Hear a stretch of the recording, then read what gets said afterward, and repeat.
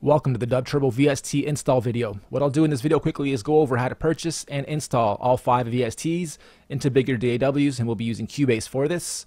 If you've purchased DubTurbo in the past, yes, you can log into the members area and just grab the VSTs. If you're brand new to our brand, then yes, you'll get both for the same price today, whether you buy it from DubTurboVST.com or DubTurbo.com or from our various affiliates and partners. So, once you absorb either here or on the main DubTurbo site, you'll notice you're going to get both for 40 bucks. You'll pay. You'll be instructed to go log into your members area, which will look like this. The next step is to download. You can click it here or here, and you'll be taken to our download and install section. Again, if you've already downloaded the standalone, all you have to do, you don't need to re-download it. We haven't updated this version yet. We just released this, the hot new VSTs. So if you're brand new, you'll download everything, and if you've already purchased our brand, just want the VSTs, you'll grab this. Figure out whether you need a 32-bit version for Windows, a 64-bit version for Windows, or a Mac AU version. Quick note, the Mac AU version, only the main DubTurbo VST-I will work as a Mac AU. The other 4 are unfortunately Windows VSTs only. However, we have heard of Mac users somehow wrapping Windows VSTs so they can still use them. So we've included them for you. However, just a quick note up front, we don't support the conversion process, but if you guys know how to do it, then great. So what you'll do is you'll download your version, and it'll come to you as a zip file. Once you get that zip file and open it, whether you're using WinRAR, WinZip, TugZip, or any of the others, hold down Control and select everything except for the standalone versions and the README file. And the standalone versions are literally exe versions of 4 of these, where you can run them as standalone as well. Okay, and then here, what you'll need to remember, if you're new to all this stuff, especially you'll need to learn this really quickly, is VSTs work within bigger DAWs, and DAW stands for Digital Audio Workstation, or a VST host. And a VST literally means it is a virtual instrument or virtual effect that plugs into bigger DAWs. So we'll go back and look at a couple. Most common, and the one that I'll be using for demoing all this, is Cubase. All the ones I'll show you here will have a free, full-featured demo that you guys can use and get familiar with how to use VSTs. There's thousands of VSTs out there, okay? Both effects, where you can add echoes, reverbs, this and that, and actual instruments where they're sample-based or synth-based, and you get sounds out of them, drums out of them, etc. So Cubase. Next is Ableton. I believe they also have a full 30-day trial. You can try it before you buy it. Ableton Live. If you're on a Mac, Logic Studio is what you'll probably be getting. And then Pro Tools is the other one. There's probably others. Let's see, ImageLine, Fruity Loops, or FL Studio. If I've missed you, I'm sorry. But yeah, any big DAW that supports VSTs. And there's also vsthost.com, which is a free beginner VST host where you guys can get familiar with how to use these. You'll grab all these and you'll dump them into your respective VST folder. Once you download and install any of these, you'll have a VST folder, and it'll instruct you where to install and put your VSTs, or you can tell the software where your VST folder sits too. So I know where mine sit. I'm going to be using Cubase AI5 for this. So in program files, you'll literally go to your start button, My Computer, see program files, find your app, and then find the VST plugins folder within it. Then you'll literally grab these and drag them over right into your VST folder. I already have them in here, so I don't need to do that. There they are, from here right down to the bottom. Once you open Cubase now, these will read, and then it'll run. Once it runs, we'll show you in Cubase how to get them set up and use each feature from here. Okay, a couple quick notes before we start into Cubase. Now that you're getting into the semi-pro or pro level of audio and you're using bigger DAWs, you'll want to upgrade your sound card, get yourself a MIDI keyboard and some MIDI wires. And we'll go over the 3 right now really quickly. Without spending too much, you can get yourself a half-decent sound card. I'd recommend the Steinberg CI2.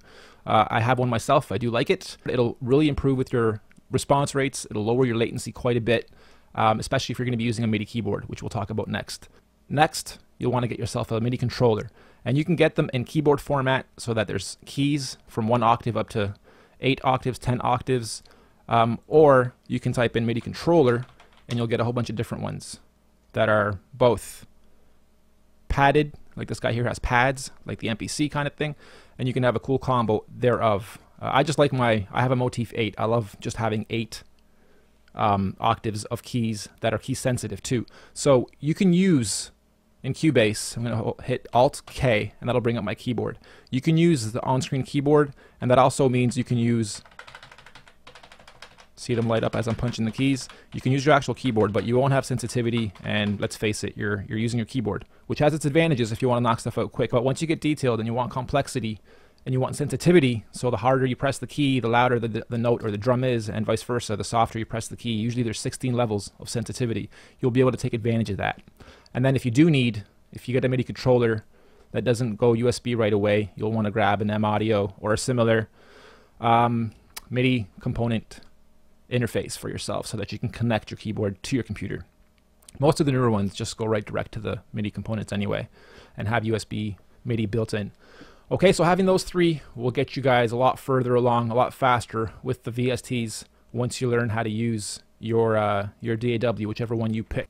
A couple more last minute notes, why not? Those of you that have that extra buck and want to go even more pro, grab yourself a Mackie mixer, because what you can do then is plug a whole bunch of stuff into here, a bunch of different mics, your keyboard, whatever, and then feed this whole thing into your sound card. So if you have a sound card that only has those left and right channels and you can only plug one or two things in, then you can plug this whole mixer in and then split everything up. If you are only going to use one keyboard or one mic, or you want to capture from a source, then it is best to go from that source directly to your sound card. However, the Mackie boards are beautiful, low noise, if not totally no noise. Get yourself a couple of great sets of wires, high quality wires, and you're rocking and rolling. Those of you that are rapping, singing, and want to get vocals in there, I can't recommend the Shure SM7 enough. I have another video on the channel that goes over building a studio. Go to video number 5 of those 5 series, and you'll see me test 4 mics, including the SM7 in a live environment in a booth, and you'll see why I have become a new fan of the SM7 quite a bit. And then you can't get a mic like this without having a dope preamp, so I got myself a Solo 610. And I'm not trying to say go out and buy all this stuff, spend all this money, but those of you guys that do have that extra buck and you're like, you know what, I love this stuff, I want to get into it further, I have the money to spend, this is what I'm at. This is what I'm using right now to record this video, and I'm able to loop my computer back through the Mackie and then feed it through the sound card again through the alternates without having that loop. So this is a beautiful setup for all kinds of multimedia use and obviously for music production. Okay, enough about this stuff. Let's go right into Cubase and start using the DubTurbo VSTs. Okay, a quick recap. You guys downloaded the zip file. You copied over everything except for the README file and the standalone versions into your DAW's VST folder. You might want to grab all these and drag them to your desktop or create a folder just to back them up. If you downloaded them without saving to your computer, then this will be gone. It'll be in your temp files and your downloads folder from your internet, whatever browser you were using, and you might lose it, forget where it is, etc. So just back it up if you'd like. And then once they're in here, you start up Cubase or whatever DAW. If it was already open, close it and reopen it now that you've added those VSTs. Okay, so I've opened a blank canvas in Cubase. And then to get my VSTs up, there's 2 types. There's VST-Is, which are instruments. One is a sample-based instrument, and one is a synth. And I'll walk over to the difference in a moment. And then the others are effects. So we'll go to Devices and VST Instruments, or F11 for short, and my VST instruments come up. What I do from here is pick DubTurbo 2 is our main VST-I, the Samploid, or the Wub. We're going to go one at a time here. So let's load DubTurbo 2. It's going to ask me if I want to create a MIDI track and assign DubTurbo 2 to it. I say yes and create. If it doesn't ask you to do that, what you'll need to do is right click on this area here first, add a MIDI track, say 2 or 3 of them if you want to use 3 of these, and then right on that MIDI channel, once you've added your VSTs, like once you've chosen one and it didn't ask you if you want to create or not, all you'll simply do is go to the MIDI channel, select whatever input you're using, and then for the output, you'll select DubTurbo 2. And that's how you'll get access to this. And if it doesn't pop up, then you'll just simply click on this guy, and that'll pop up your actual instrument. Okay, I'm going to get rid of those just to backtrack, keep myself clean. Here, turn up the low amps. You'll have everything loaded for you with select a kit. First one's already kind of selected, but anyway, it'll ask you to select a kit. So we'll select the beatbox. On the screen, you'll notice that the lower on the key that I click, the louder it'll be, and then as I go back up, there's those 16 levels of sensitivity I was talking about. So you can still kind of achieve them on the screen. And then here, Alt-K, or somewhere up here, you bring up your virtual keyboard. There it is. Okay. You can click, or use the actual keyboard that you type on.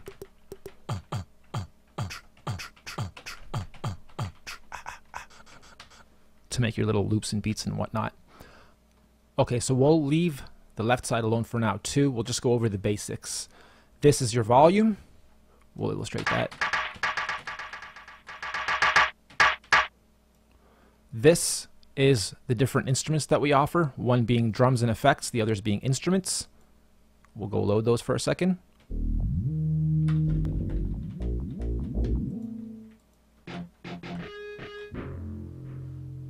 Okay, I'm going to go back to the drums though. You can literally just left and right them. Left and right the kits as well.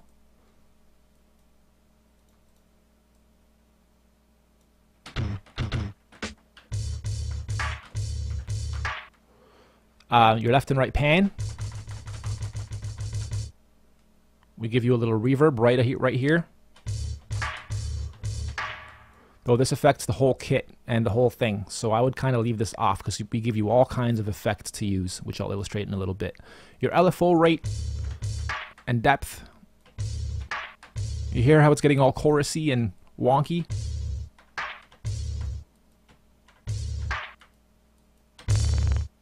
You can do all kinds of different variations with that, but when it comes to drums, you tend not to really want to do that. You can do that with the instruments and the other stuff that you can load in here after.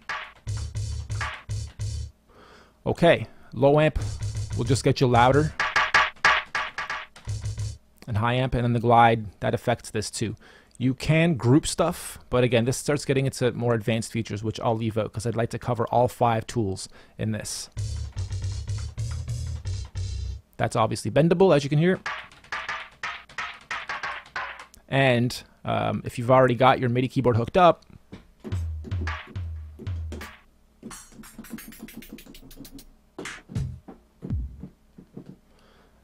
there you go. All 8 octaves can be filled in, and we give you guys packs that you can load in afterwards, or we also give you a sampler where you guys can load in your own samples very easily too on another layer as a VST.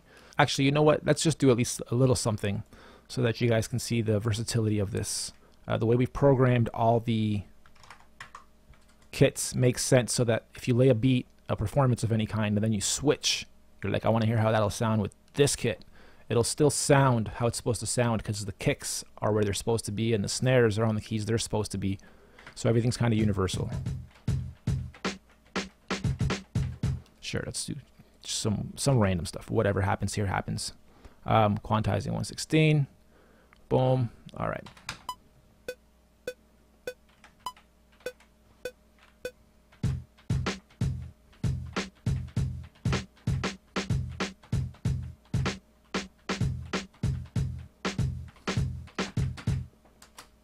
Should have had my metronome on there, but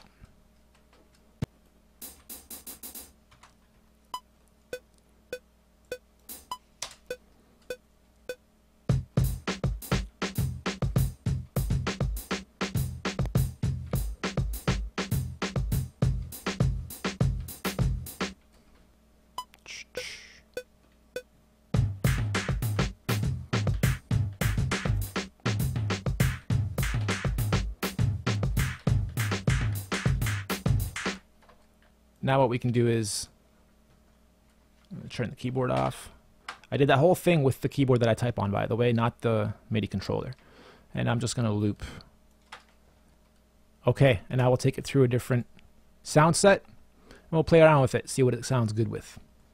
You'll notice that most of the drums are where they should be. A few variations might differ, but nonetheless. Add a little reverb.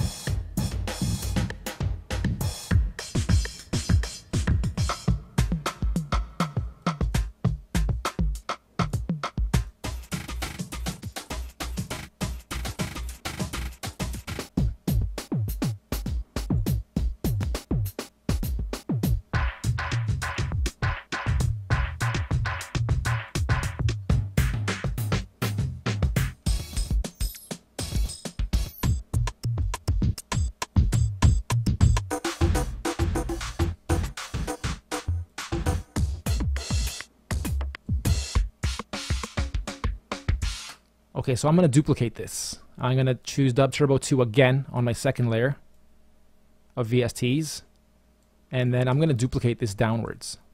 So I have a Vox sentence thingy going, and then here on this layer I'm going to choose some drums.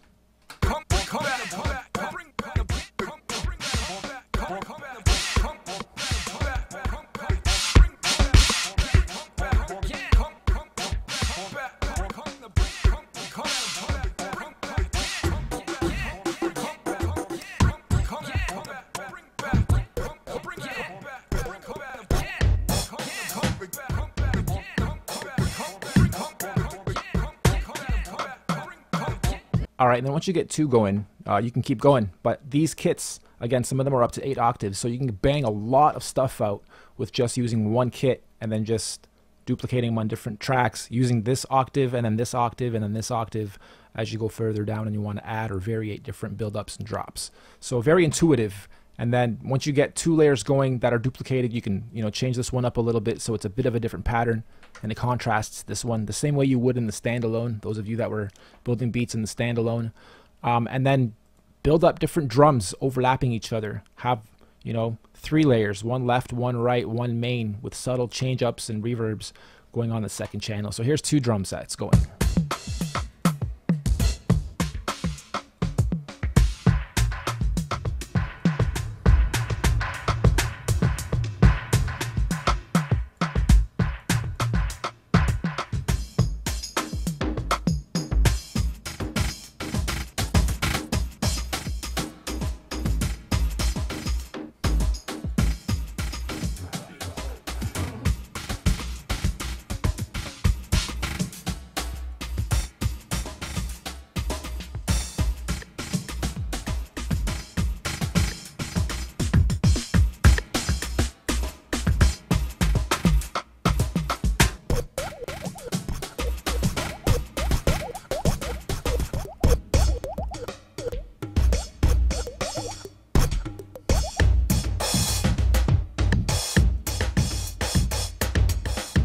Okay, that can go on forever, so I'll just stop there. We'll move on to the next component. What I'll actually do is use the next component on this so I can illustrate what the effects do and what the VST instrument does. This is known as a VST-I. It's an actual instrument, right? So now that I have an actual instrument laid, I can go into an effect of this VST. In Cubase, you'll do that by clicking on your channels here, and then in Cubase you'll have this pop up. Let's not focus on nothing but this first one right here. You'll see the DubTurbo Norbox and preamp right here. We'll go with the Norbox for this tutorial. This is a lot to take in one visual, so let's close that. Let's actually close this too. We know what we have, right? Right now we have a simple, and we're actually going to mute one. Okay, so we have the Norbox being applied as an effect now to this. This can also be applied to a normal WAV file. So if you imported a WAV file, your vocals, or you want to master a track quickly, get a little oomph out of it, you would load up an audio track, import your WAV file, lay it on that track, and then from here you would go to your inserts, and that's the same as the other little window that popped up here. You'll see all your effects, and here you'll see the Norbox and the preamp. So select the Norbox here, and you'll affect that channel's WAV file. All right, so let's go back up here. We'll go from top to bottom on this. It's a lot to take in, but it is what it is. Your input level volume, your output level volume, combination of gets you good little variation, and you can boost your frequencies a little bit more, closer to that red line. Left EQ, right EQ. Sync off, sync on. Okay, let's go backwards. Right EQ, left EQ, we've turned them all off, sync off. If you have a vocal, let's say, and the left ear needs a little bit of high, then you would, you need to add a little bit more highs and bring the bass down a bit because it's too strong on one side and you want to bring the other side up. You can do an effect just to one channel, In fact, you can turn them both on. So let's say this one has not enough bass, so you want to up the bass. This one has too much bass, and you want to up the highs. You can differentiate the left and right EQs,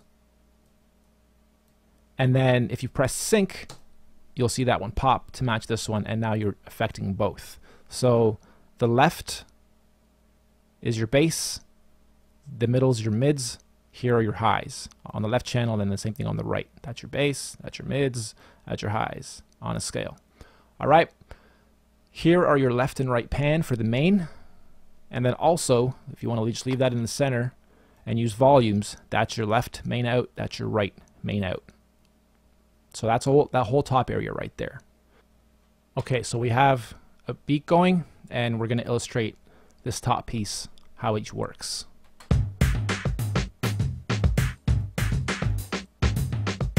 Start by turning it on. The sync is on, so we'll be affecting both left and right channels.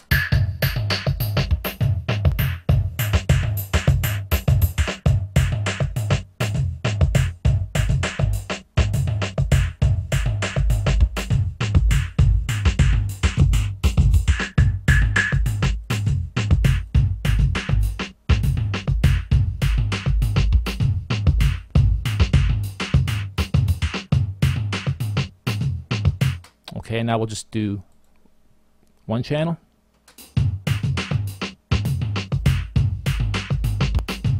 You'll notice there's more bass in the left ear than there is in the right. I don't want to redline it, but trying to illustrate it. And then we'll turn the highs down here. And then you'll notice the vice versa in the other ear.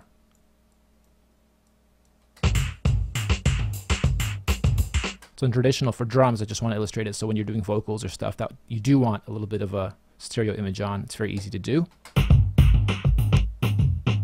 Okay, so let's just turn that off. We'll leave the EQs off and move down to the next section here.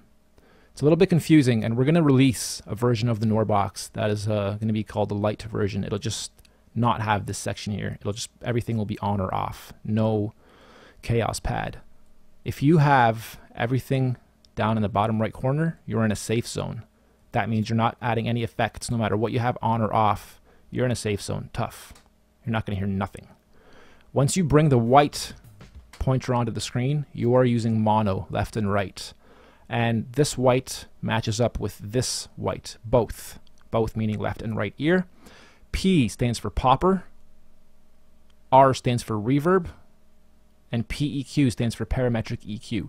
And if you look at those three, there's a white A, a white B, and a white C. And the white pointer represents those. So A, B, and C. And you'll see the little A, the little B, and the little C. If you want to turn the popper on, you'll take this to A to match up the white with the white A, and you'll turn it on.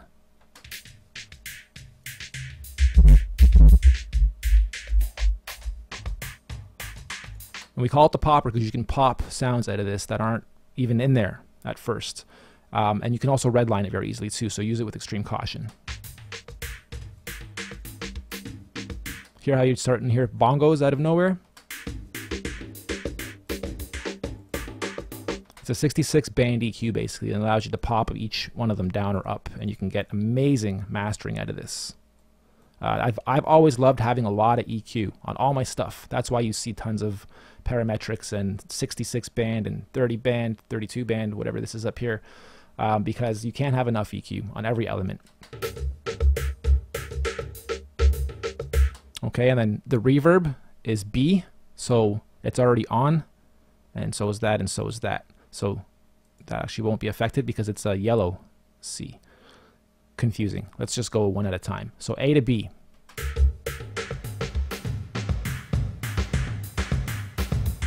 Okay, now it's being affected by the reverb. And your dry and wet is your actual, like, this is off and this is full.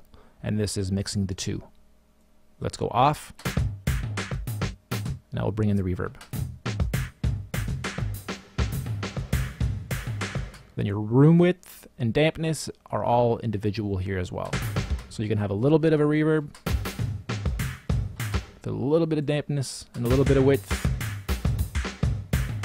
Or you can go full out, and you'll just muck it right up. But hey, sometimes it sounds good on a vocal secondary track or whatnot. Okay, and then C, where is our C? Parametric EQ is C, so we'll move this to C, turn that off, it's already off, and turn this on. Our parametric EQ is basically these little dots being bass, 2 mids, and 1 in the high area. It's also an equalizer.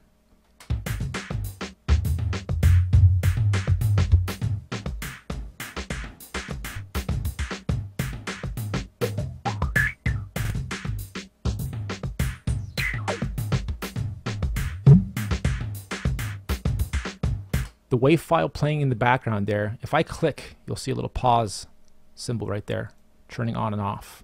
If that's on, you won't see the wave file behind moving. If it's off, you see that line squiggling? It's just like this one.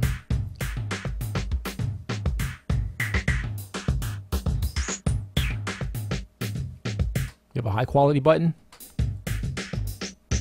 which you'll hear on really loud systems, if that's on or off. And that's what this represents, the white one. You'll have both being controlled with one dot. Now we move into left and right ears. The yellow being your left ear, the right being your right ear. So let's illustrate. We'll turn the right ear off. Okay, and now we'll turn the other one on and the left ear off.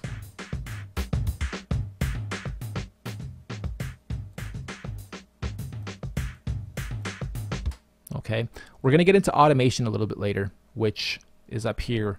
And as you move these around, you can record your actual movement. So if you're like, how am I supposed to move left and right together? You can't, but you can automate. So you want to turn the reverb on from here to here. You would record that, and then your next time around, you would do it again with this one. And then you'll see them both moving that way. And I'll show you guys how to do that. Not just yet, though. Okay, so your left and your right are right here. And they both duplicate and represent each other because we want them to make sense. So first one is CF, and that is your chorus and flange. And you look here, that is your chorus and flange. And that is on C, the yellow C. So I'd have to move these both here to the yellow C, right? A, B, and C. Turn this on, and now I'll have a chorus and flange going. This is the same dry wet, meaning off and fully mixed. And then all these functions here will just change and variate. The thickness, the depth, how strong, how light, how much of a pre-delay you have on it.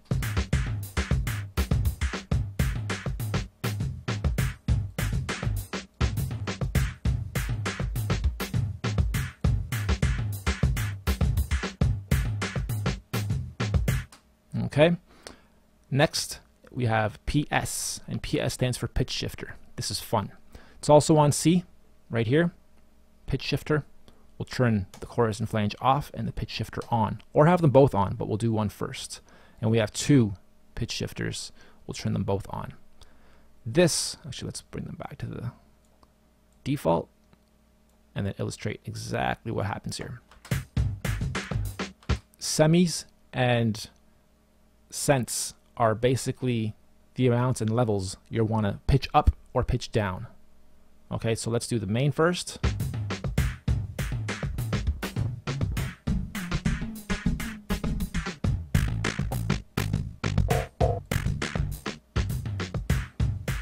Now if we want to go super high, we turn this one up too.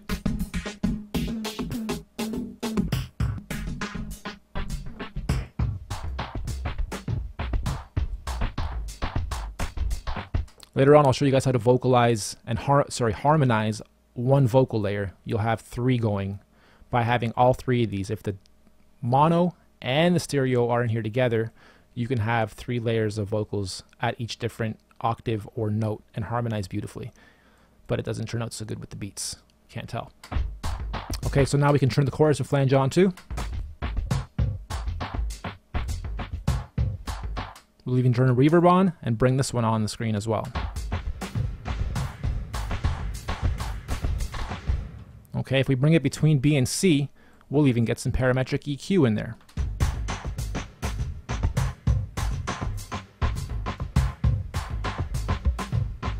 And if we bring this, say, what can we bring? What else can we bring this into? CR stands for chorus, or stands for crazy reverb, and that is on A.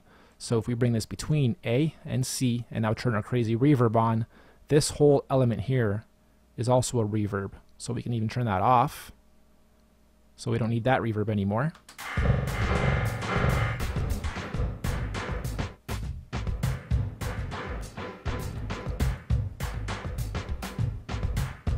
Okay, let's turn these off. Go back to standard. And now turn on the crazy reverb only.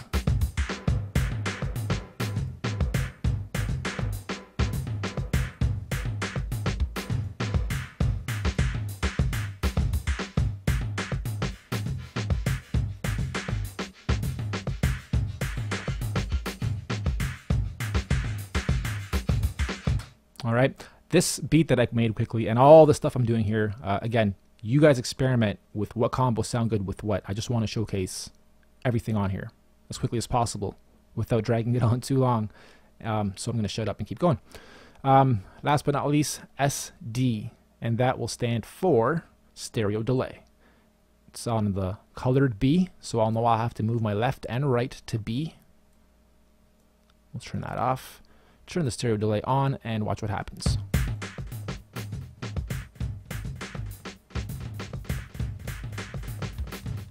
You're literally hearing a stereo delay, and you can change the amount of the delay here. That's your timing. The closer it is to the left point, the quicker the delays will be between each one, and then as you move up, the longer the delay will be between each sound, each delay.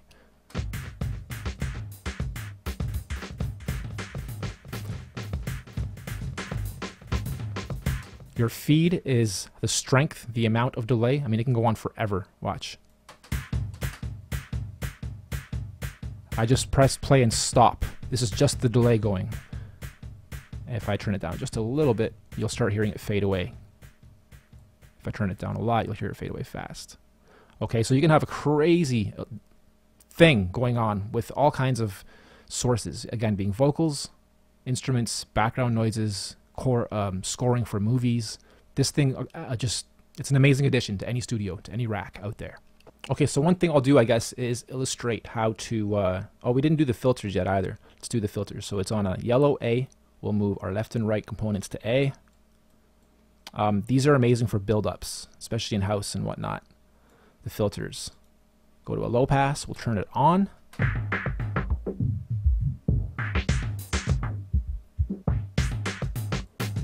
High pass, just the reverse.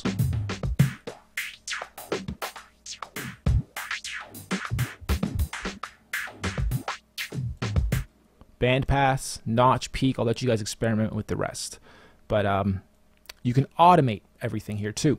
What I mean by that is if I turn on my reading and writing, and it's here now, we'll just automate this. If I go to the beginning and press play and move anything here, while this is on, it's going to record that movement and then play it back for me. So,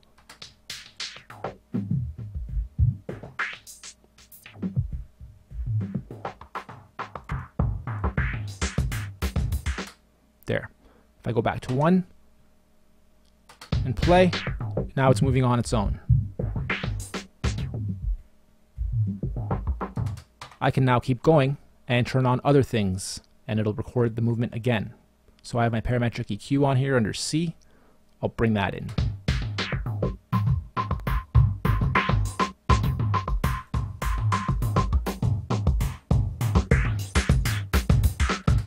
There.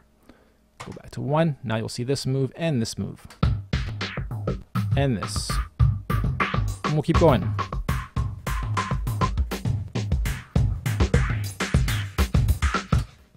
All right, now we have a whole bunch of stuff going.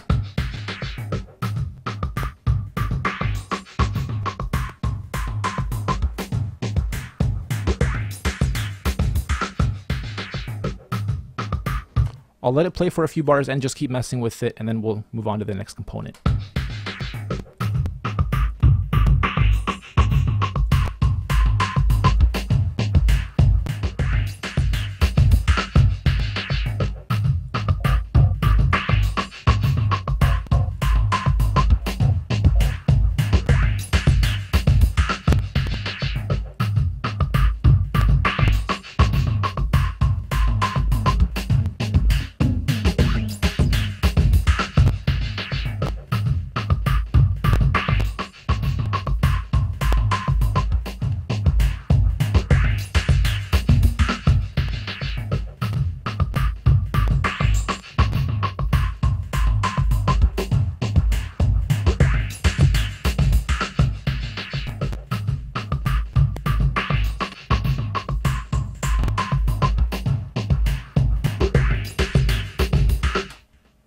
Okay, now a lot of stuff is moving around. And this is called automation. Once you have a full track going and you have 16 layers going and you're automating each track one by one, bringing it in, bringing it out, fading it, affecting it, that's when you start getting beautiful stereo imaging. And that's where you start getting amazing emotional music and sound. Okay, moving right along, I'm going to leave that beat that I made. I just duplicated the bar over and the effects over. And what I'm going to do now is open up my VSTs again. And on my second VST, I will go to the Wub.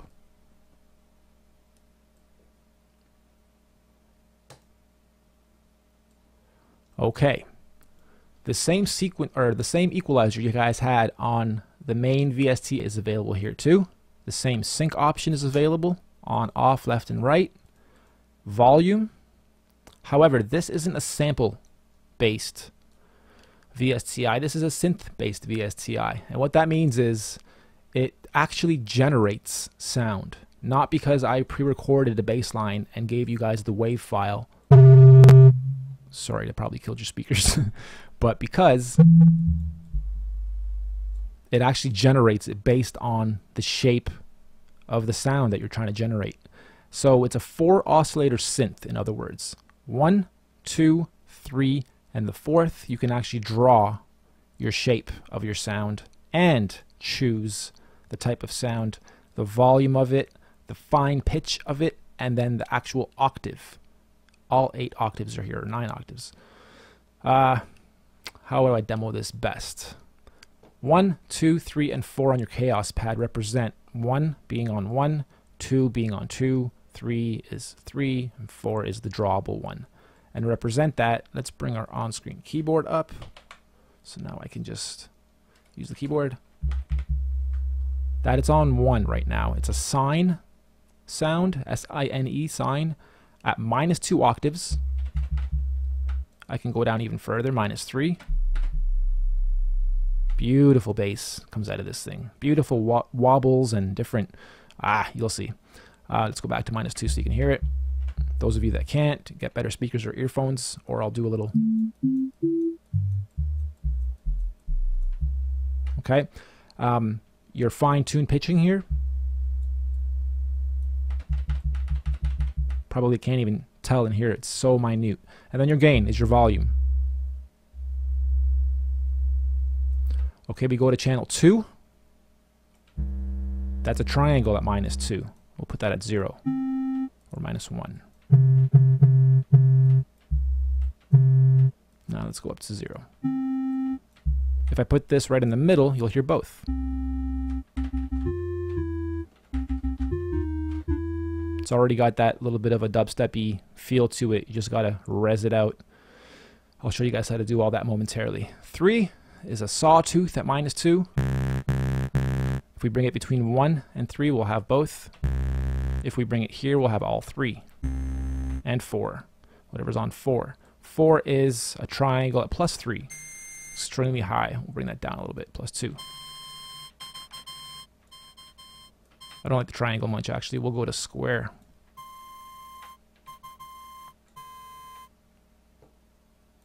And 0. Okay, so now if we go in the middle,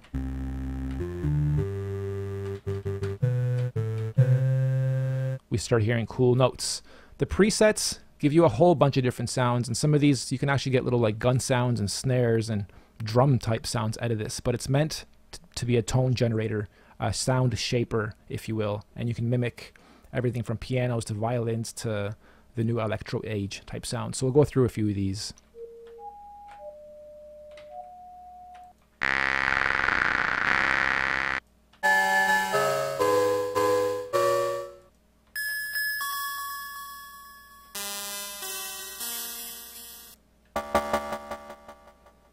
You'll notice the different types of effects that are going on too. That's this rack here. We'll go over all that in a moment.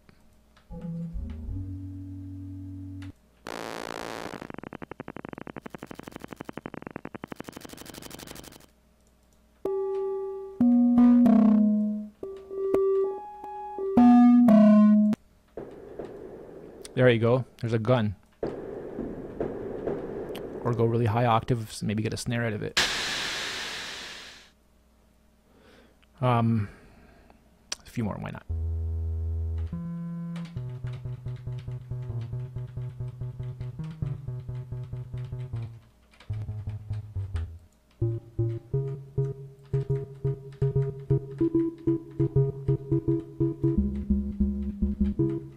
I really like that. I'm going to stick to this. Okay, so now I'll explain what the reverb, flange, and delay do. It's just like the NOR box, just so you don't have to open that up every single time. Add more CPU usage through yet another VST effect. We'll give you them right here. So your reverb, that's naked. It's without anything. Now we'll add a little reverb. Now we'll add a little chorus flange. Whoa, or a lot.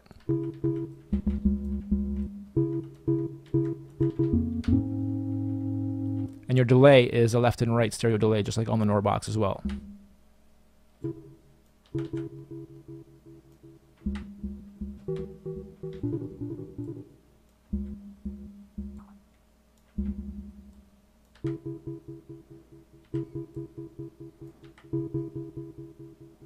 Nice stereo panning left and right. Okay, we'll turn that off, and I'll explain what the res does. Here's how you wobble.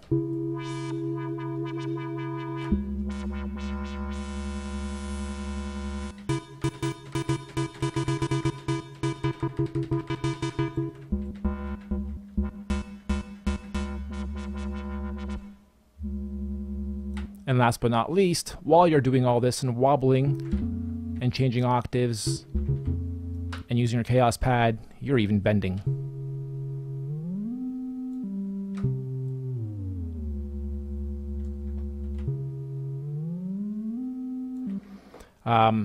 All this is automatable. So again, once I lay a few things over this little beat that we've got going, I'll do the same thing. I'll automate and have a few change-ups happening and a couple little wobbles going on. Oh yeah, here's also a high pass and a band pass and same type of filters we had before. The ADSR rack basically stands for attack, delay, sustain, and release. And let's go over this quickly. So attack, if it's totally off, it's very abrupt coming in, just boom, right away. If I turn this up, say halfway, you'll hear a bit of a coming in, so it doesn't, right, it doesn't come in so sharp. If I turn it all the way up, you'll hear it fade in just long. It has its uses, right? I like, obviously, on drums and on notes that are supposed to be sharp to do what they're supposed to do and come in right away. So we'll leave that at about 25%. And then the delay,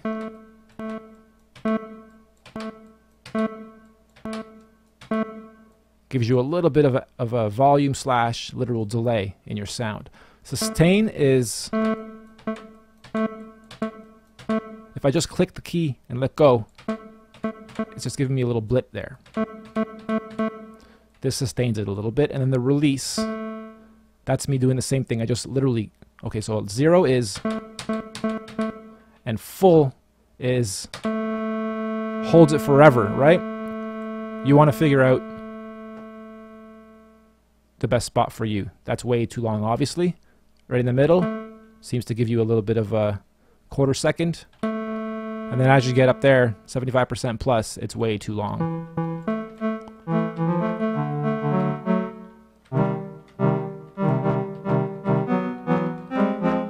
Sorry, getting a little carried away here.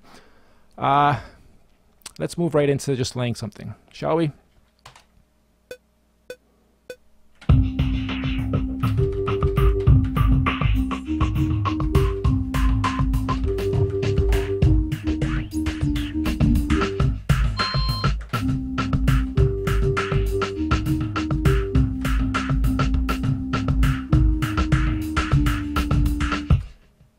Okay, so now we see we've laid a little bit of a bass line / lead, and now what I'll do is turn the reading and writing on and start mashing it up. What we'll do first is we'll res it out, cut off, and track. So each time I play through, it'll record what I just did on that playthrough, that pass. Here we go.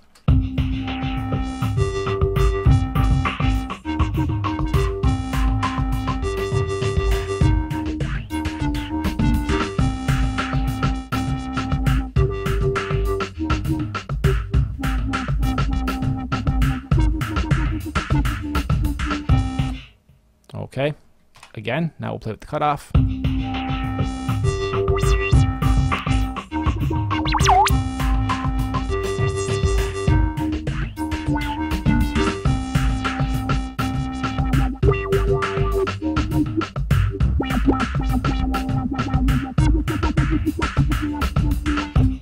And now we'll play with the track.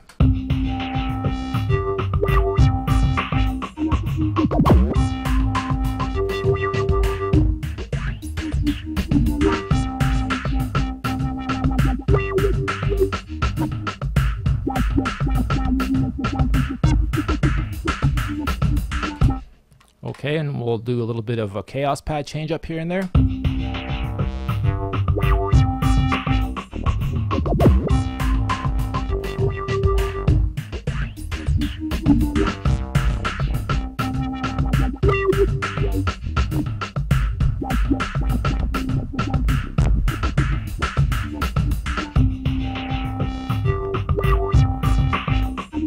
Okay, now we'll do a little bit of a reverb on and off.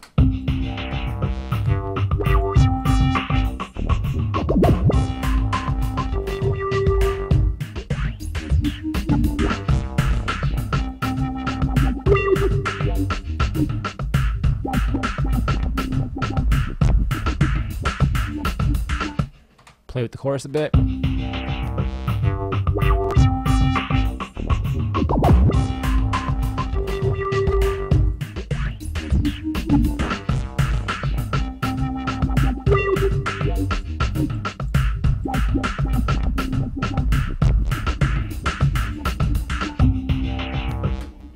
Okay, and then whatever DAW you're using will allow you to show all your automation. And if it says show all used automation, select that.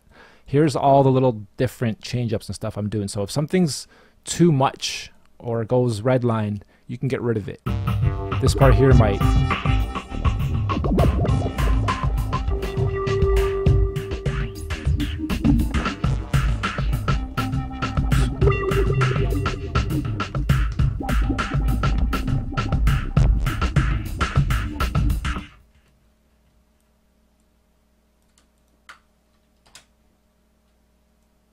Or you can adjust it, add your own little dot, move it to where you want it. Starting over with a new track, doing some dubstep beats that I'll be making after these tutorials are done. I'll do a couple traditional use, what you would do to make a little wobble, make a little dubstep bass line and whatnot. Just very random here because I'm trying to showcase all the tools. So this is starting to sound like shit, to be honest. But we're just, again, showcasing automation, showcasing all the different features and functions of this, the presets, the chaos pad, and you guys are free to get creative from there.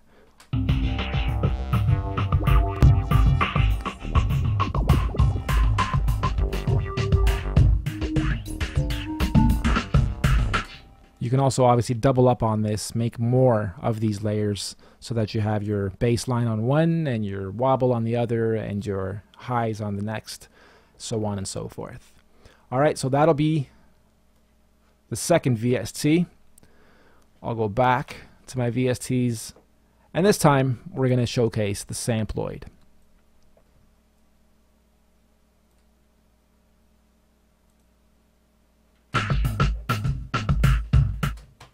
And what this basically does is if you have WAV files on your computer in a folder, then you can line them up to your keyboard.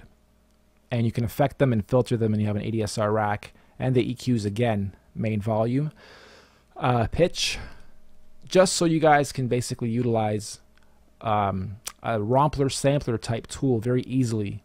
And there's only a few limitations to it. I'll go over those first. Number one, you'll click on load samples. Don't load a folder that has long songs, like 50 actual WAV file songs, because what it'll do is it'll attach each of those 50 to 100 to 300 meg files to each one of these keys.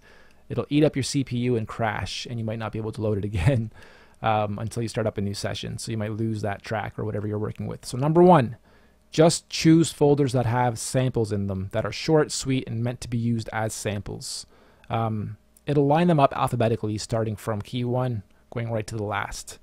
You will literally, so go into the folder that has the WAV files, the sample kit you just bought, whatever. You will choose one and you'll see it pop up here. When it pops up here, if you know them already, try to choose a long one, and you'll see the length here. When you finally choose one, you'll see that menu pop up. You'll choose whatever you choose, and you'll see your start point, which is draggable, and your end point, which is draggable. We're not going to go into that just yet. Just look for one that's long, 3.91 seconds. That means when I go through any of these, if it's on a short one, it'll only play that length for all of them. Okay, so what just happened here was those files from this one right down to this one have all been lined up from the first to the last. And I can make beats out of it the same way I did with the Wobbleboss and the same way I did with the actual sample-based pre-programmed VSTi, which is all DubTurbo VSTi is. It's the same as this, but it's got the sounds pre-programmed. Here we're letting you actually load them. So here we go. Here we can loop, meaning whatever you're pressing. We'll literally loop. If we press span, turn the loop off, then whatever sample it is that we actually have selected will span the whole keys up. Okay? If you have a nice piano sample or a nice violin or whatever, you can actually just span it all the way up. If we put reverse on, it'll span and reverse. If we turn span off and just have reverse on, your whole kit just basically became backwards. Which might sound cool. Hey, I mean, everything has applications for, or uses for different applications. This could be used as a cool little backwards skit, as a background noise, or just reversing samples to get something different out of them. So there's your 3 different variations. Again, you simply choose whichever sample it is you want, that you want to span, if you're going to span. Or turn it off, and you have the whole 8 octaves filled with your samples. The EQ up here is the same as it works on the others. Sync on, sync off. ADSR rack works the same way as it does on others. The filters and effects, they're pretty standard. We'll turn them on just to show you guys.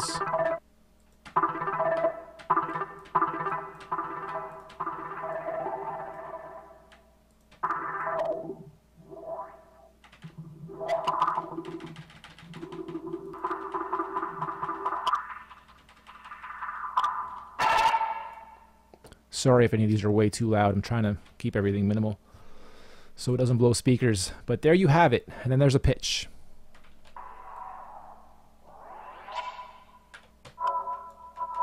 Let's turn everything off for a second.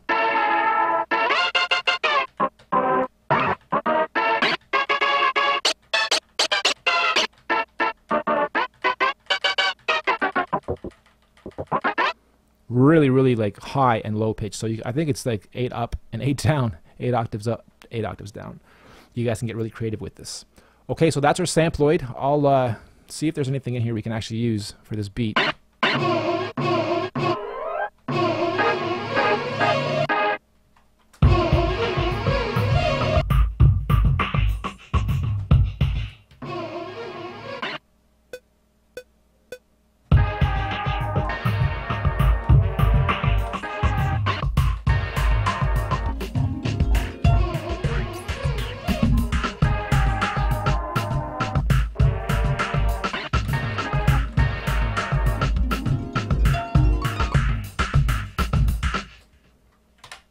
There we have it. So now we have that playing in there. And the same thing with the reading, writing, and automation we can do with this now too.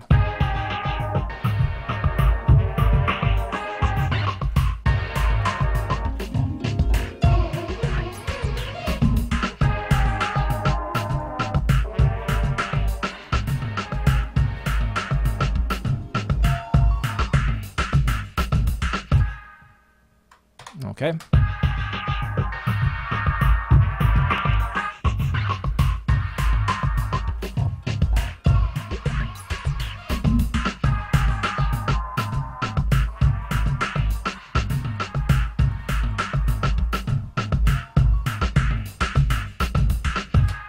And now if I load a different folder, it'll still strike those same MIDI keys, and whatever's in that folder will play. So again, if it's drums and you have nice patterns going, you can load up different patterns, maybe just change up a few of the notes, and boom, you're rocking a bit of a different vibe just off of that. Okay, so I have one left, one effect left to show you guys, and you're free to rock and roll from here. I'm gonna have to get rid of one of these VSTs though.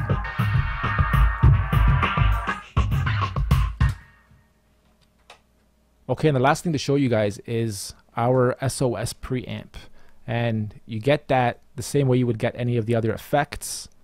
So what is it that I'm going to affect here? I want to make sure I'm going to affect something you can tell I'm affecting.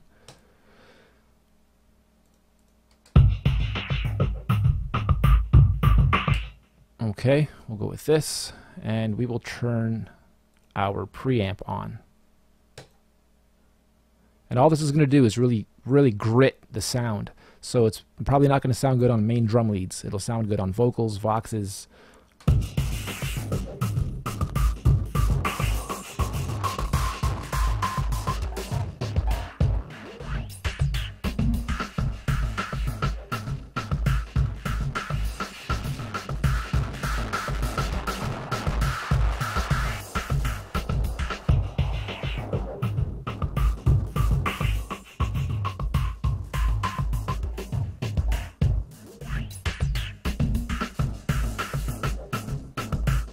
Should be showcasing this on a vocal. All right, and that'll be that. So what I'm going to do from here is basically wrap up, and the next few videos you guys see, it'll be me using the VSTs to make actual beats real quick instead of talking about each feature and trying to find something good to match it up with. A lot of this stuff sounded wonky, but you guys got to see all the features in use. If you have any questions, don't be shy. Email support@dubturbo.com. We're going to try to do a little bit of support in the comments, but please don't rely on us to get you back in the YouTube comments. There's just way too many of them for us to look after, and that's what support@DubTurbo is for. Thank you very much. Look forward to seeing you guys submit some videos to the DubTurbo contest. There will be a link in the description. That's where you submit your screen captures of you making beats with DubTurbo, and we're doing $5,000, $500 each month for 8 months, $1,000 in the 9th month for the best beat or best thing you make out of DubTurbo, be it scoring a movie, be it remixing a song, be it dropping vocals and cleaning them up, be it mastering and starting from scratch with a beat and vocal combo. We want to see anything and everything you got, including those that are still using the standalone version. We want to see how you guys manage to cap out our standalone too, because you can still bang out wicked beats with that as well. Again, thank you for paying attention. Look forward to seeing you guys in your submissions and demos that you put online for us. Best of luck with the contest. Peace.